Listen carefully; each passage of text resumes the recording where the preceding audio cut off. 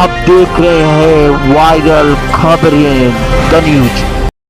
Song जिसका नाम है स्वामी जी और इस गाने को गाया है one and only Rekha Bhardwaj ji ने। Can we have some clap please? Ravikesh वत्सा।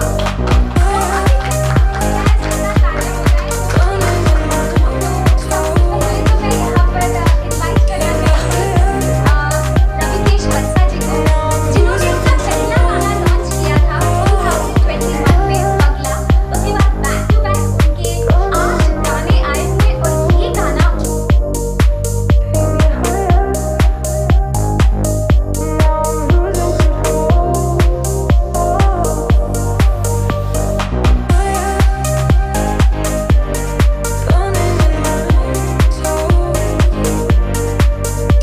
Ma'am, सबसे पहले आपसे जानना चाहूँगा, बहुत कम गानों के साथ जुड़ती है और जो भी गाने के साथ जुड़ती है वो एक बड़ा गाना बन जाता है।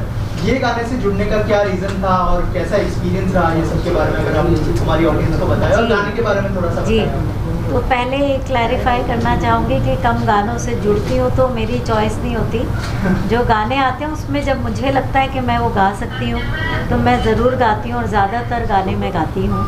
और इस गाने के साथ जुड़ना जो है, मुझे लगता है कि एक गीत तो एक वजह होती है कि हमारी एक अपनी इनर जर्नी होती है, जो अंतर यात्रा है वो उसके थ्रू होती है, लेकिन उस जो प्रोसेस है वो ज़्यादा मतलब मैटर करती है। गाने का जो आउटकम है वो उस पर ही निर्भर करता है और उस प्रोसेस में आप जिन लोगों के साथ जुड़ते हैं, मुझे लगता है मेरे लिए वो बहुत ज़्यादा मायने रखता है। तो वो मतलब मेरी रविकेश से डायरेक्ट बात तो शायद हुई नहीं गाने के स्टूडियो में मिलने के पहले। गाना आजकल टेक्नोलॉजी की वजह से व्हाट्सएप पे आ जाता है। शमा जो मेरी मैनेजर है उनकी सब बातचीत हुई और हम सीधा स्टूडियो में मिले और मुझे ऐसा लगा नहीं कि मैं पहली बार उनको मिली हूँ। वो मुझे लगता है मेरी भी स्माइल उतनी कंटेजियस है जितनी रविकेश की है। अगर आप वीडियो जब देखा है आपने, देखेंगे तो आपको समझ आएगा कि उसमें it's also pure organic and it just happened. जो आप उसमें डांस देखेंगे या कुछ, क्योंकि पता नहीं वो ऐसा वैसा मैंने कभी नहीं किया है कि मतलब पहले दिन ही वो हम इतना अजीब सा एक कनेक्ट हो गया और इनकी पूरी टीम के साथ, क्योंकि वो गाने की अपनी एक एनर्जी है। फिर जब मैंने उस गाने के पीछे की पृष्ठभूमि या कहानी सुनी कि वो गाना कैसे उपजा, कैसे इनके बचपन से वो गाना है, कैसे सरप्राइज़ प्लान किया गया है इनकी दीदी के लिए और इनकी दादी नानी गाती थी और फिर कैसे इन्होंने उसको पूरा दोबारा से उसको लिखा है, जो जो इनकी यादें रही हैं। और बहुत खूबसूरत आशीष ने उसको म्यूज़िकली जो इतना सुंदर प्रोड्यूस किया है। तो आई थिंक वो उसकी जो एनर्जी, और जब एक एनर्जी होती है वो आपको बस उस बहाव में, जैसे पानी का एक नदी का बहाव होता है, ऐसे एनर्जी जो है वो अपने आप में आपको समेट लेती है और आपको अपने आप अपने साथ उड़ा ले चलती है। तो वो प्रोसेस वही हुई है और बहुत बहुत ही अच्छा मेरा एक्सपीरियंस रहा। मतलब मैं थोड़ा अपनी कंफर्ट जोन से ऊंचा मैंने गाया है और उसकी वजह रविकेश और आशीष हैं कि they pushed me and they made me do this, so I am really grateful to them. Ma'am, जैसे कि आप जब भी गाना कोई भी लाते हो हमेशा अलग कंटेंट रहता है, अलग गाना लाते हो, चाहे वो बात करें कबीरा की, चाहे वो बात करें डार्लिंग की, लोगों के जुबा पे अभी भी आपका गाना चलता रहता है। जी शुक्रिया। तो ये गाना कितना चलेगा बताना चाहोगे? देखिए, वो तो हम कभी भी ये तय करके गाना नहीं बनाते, एक आर्टिस्ट की अभिव्यक्ति होती है, लेकिन सिंगर तो उसको एक गाता है, उससे पहले की जो प्रोसेस है। अगर आप कबीरा बोलते हैं तो प्रीतम और अमिताभ भट्टाचार्य और अयान मुखर्जी डायरेक्टर, उन सब का कलेक्टिव वो एक क्रिएशन था और जिसको मैंने आवाज़ दी। Same way darling Vishal Bhardwaj गुलजार साहब का क्रिएशन था, या और जो भी आप गाना आप बोल रहे हैं। तो इसमें मैंने जैसा कि कहा कि रविकेश, इनके ब्रदर का नाम मैं भूल गई, रविशेख, तो इन दोनों ने लिखा और फिर इन्होंने उस धुन को धुनबद्ध किया। आशीष ने इतना सुंदर उसको प्रोड्यूस किया म्यूज़िकली। तो मैंने तो सिर्फ गाया है इनके साथ। तो हमारी एनर्जी बहुत अच्छी हुई है और हम इंशाल्लाह बहुत काम साथ में करेंगे। लेकिन ये गाना, हमारी जो कोशिश है कि ये बिलियंस है ना हमारी पॉपुलेशन, या उससे भी ज़्यादा है, तो हमारी चाह बिल्कुल नहीं है कि हमारी खरबों तक पहुँचे गाना। लेकिन मुझे लगता है कि अगर हमारे सुनने वाले 100, 1000, लाखों और या कुछ करोड़ों में हैं, उन तक पहुंच जाए, बस गाना पहुंचना चाहिए।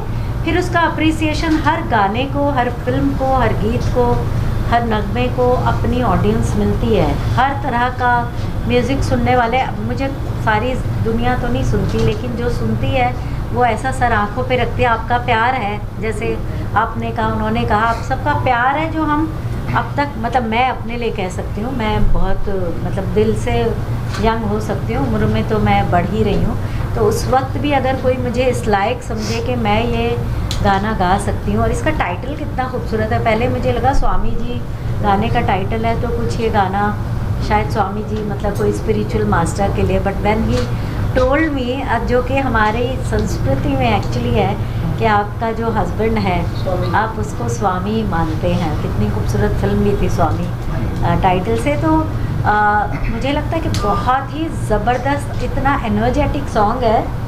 ये एनर्जी जिसको छुएगी बस वो उस एनर्जी में ज़रूर नहाएगा और उसमें ज़रूर वो क्या कहेंगे कि लिपट के बहुत इन्जॉय करेगा, बिकॉज़ इट्स अ बहुत सेलिब्रेशन वाला गाना है ये। और जो मैं हमेशा कहती हूँ बात, फिर भी कहूँगी कि फोक सॉन्ग सेलिब्रेशन का भी होता है, तो उसमें एक कहीं मेलनकलिक एक इमोशन होता है, थोड़ा सा पथौस होता है, एक जो मोनोटनी होती है हमारे जो रूरल लाइफ की मोनोटनी है।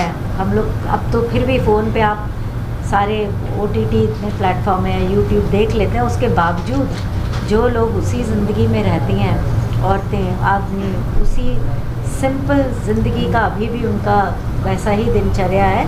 वो मोनोटनी में जब म्यूज़िक उपजता है या गाना उपजता है, उसमें एक हल्की सी कहीं लॉन्गिंग होती है, जो हमारा जो सोर्स है, हमारा जो बनाने वाला ऊपर वाला, उस तक पहुंचने की है। तो वो भी इसमें है, क्योंकि अभी ये गाना जो है वो स्वामी जी से मिलने और उसके इंतज़ार की बात भी है उसमें, तो बहुत खूबसूरत है।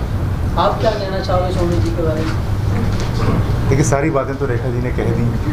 मैंने यहाँ कुछ बहुत कुछ तो है मतलब आप जानना क्या चाहते हैं वो बताएं। आपकी जर्नी के बारे में बताइए, कैसा एक्सपीरियंस रहा मैम के साथ काम करने का, और ये गाने की जर्नी कितनी इम्पोर्टेंट थी आपके लिए स्पेशली मैम के साथ? देखिए लकी हूँ मैं, मतलब कौन नहीं गाना चाहता है इनके साथ, कौन नहीं काम करना चाहता है इनके साथ। ब्लेस्ड फील करता हूँ।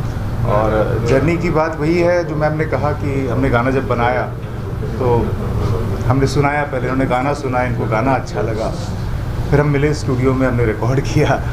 और सबसे बड़ी बात है कि जिनको आप सुनते हैं वो, जिनको आप पसंद करते हो, उनके साथ अगर काम करने का मतलब फैन बॉय मोमेंट था मेरे लिए। तो ये मतलब इनको सुना है और इनके साथ खड़े हैं। मैं उस दिन गा भी नहीं पाया था, तो मैं अगले दिन रिकॉर्ड किया था मैंने, तो ये वैसी वाली बात है। तो मेरा नेक्स्ट क्वेश्चन ये था, वर यू नर्वस, एक्साइटेड? क्या बहुत ज़्यादा, अभी भी हूँ। पर ऐसा दिखाई नहीं दिया ना लगता। और मुझे लगता है कि वो एक आपकी प्यार है अंदर से, और आप जो हमें इज़्ज़त देते हैं, गाने से प्यार करते हैं, इसलिए वो इज़्ज़त में ये वाली बात है, क्योंकि वो संस्कार है। नहीं तो मतलब क्रिएटिविटी में तो कोई वो नहीं है, there are no barriers. Specially जब आप म्यूज़िक का बात करते हैं, म्यूज़िक करते हैं, कुछ साथ में काम करते हैं, तो आई एम श्योर अगले गाने में नहीं होंगे। तो मुझे कोई ऐसी नर्वसनेस नहीं दिखी। हमने वीडियो में आप देखेंगे कि हमारी एक कलेक्टिव जो एनर्जी है ना, वो आपको ज़रूर फील होगी। वो मुझे बस कोई डिज़ाइंड वीडियो नहीं है, और उसमें बस जो दिल से जो फील हुआ, हमने वो गाने को एंजॉय किया है बस।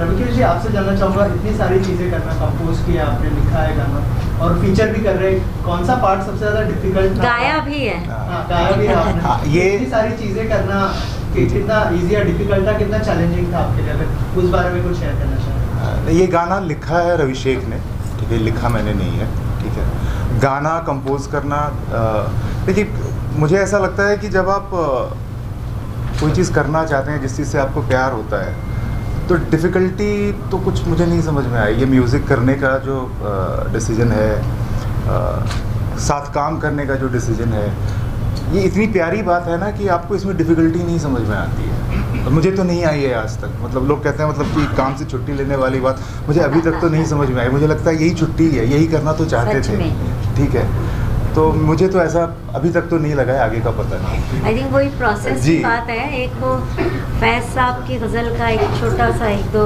मिसरे कोट करूँगी कि ये लोग बहुत खुशकिस्मत थे हाँ। जो इश्क से जो काम इश्क को काम समझते थे, आराम और काम से आशिकी करते थे। आखिर में कहीं वो है कि थोड़ा इश्क किया और थोड़ा काम किया। तो ये वो वाली बात है कि जो प्रोसेस है ना, क्योंकि I feel we are blessed कि हम इससे रोज़ी रोटी भी कमा पा रहे हैं और हम अपने पैशन को फॉलो कर पा रहे हैं। ये बहुत मुश्किल काम है।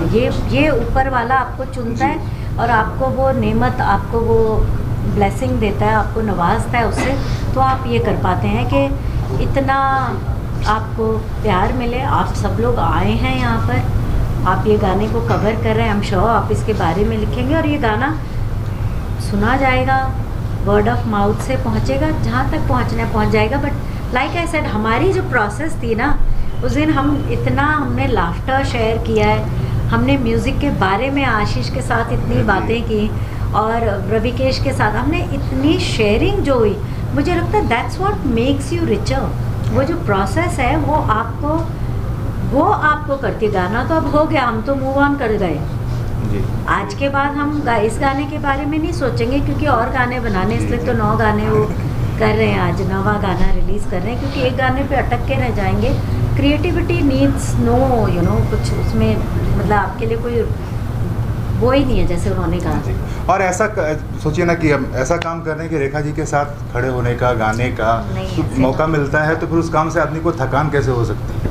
मतलब मैं तो इंतजार कर रही हूँ कि अब ये हो गया तो मुझे विशाल को सुनाना है। So, since आप दोनों यहाँ पर, अगर 2 लाइनें हो जाए गाने की, रिक्वेस्ट करना चाहूँगा कि अगर ऑडियंस के हो अच्छा, कोशिश करते हैं जी। पर उसका म्यूजिक के साथ मज़ा है, गाने का भी है, उसका भी है, but still let's do it. जी। उड़ी उड़ी जाए, नीचा तो नहीं लिया, नहीं ठीक है। चिड़िया देश की, मैं थोड़े लफ्ज़ गलत गाऊंगी। उड़ी उड़ी जाए, आवे उड़ी उड़ी आवे चिड़िया सब देश। उड़ी उड़ी आवे चिड़िया सब देश की। चिड़िया बोलती है, आप अपने सुर से ले सकते हैं।